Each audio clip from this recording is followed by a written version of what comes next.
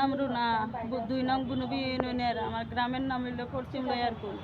আমার স্বামী মারা গেছে মার্ডার হয়ে। আমি 2টা ছোট ছোট বাচ্চা নিয়ে চলাফেরা করতে পারি না দেখে আমার বোনের কিছু জায়গা ছিল, এই জায়গাটা আমার দিছিল খৈরা খাওয়া লাগে। আমি চলতে পারি না দেখে আমরা গ্রামের এই একজনের কাছে, আমি রনির কাছে এরার কাছে আমার বোনের জায়গাটা বন্ধক দিছিলাম। তারা কি করছে, বন্ধক নেওয়ার পরে না কইয়া আমার জমিন থেকে 12 কুয়া মাটি কাটিয়া পুকুর করে লইছে।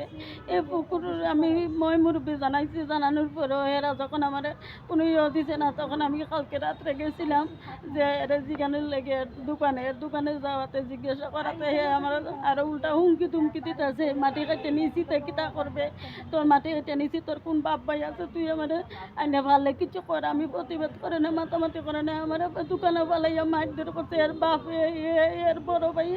আমি মারধর করাতে আমার যখন আমি চিল্লাচিল্লি করছি গ্রামে দোকানের বাজারে সব মানুষ এই আমার পরে গাড়ি তুলে দিছে। আমার ছেলেটা খবর পাইয়া আমার হসপিটাল হয়ে গেছে কালীঘাট। এখানে আমি চিকিৎসা করাইয়া এখন আমি বর্তমানে থানাতে এখন একটা মামলা করছি।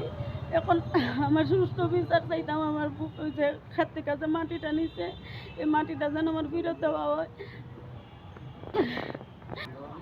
আমার মানুষের কাছে কইতাছে, মাটি যখন নিছে মানুষে জিগাইতেছে তুমি যে মাটি খাটতাছো এরার জায়গা থেকে হয় আমি জায়গা কিনি লইছি। এখন আমি জিগাই না জায়গা বলে কিনি লইছি, আমি দিছি বন্ধক কিনি লইছি। এখন আমার জায়গাটাও ছাড়তেছে না, জোর কইরা তারা জোর দবল কইরা, আমি বাড়িতে আসলাম না, জোর দবল কইরা পুরা খেতের মাটি কাটা নিয়ে পুকুর বানাই লইছে। এটাতে প্রতিবাদ করানোই আমার মারধর করেছে।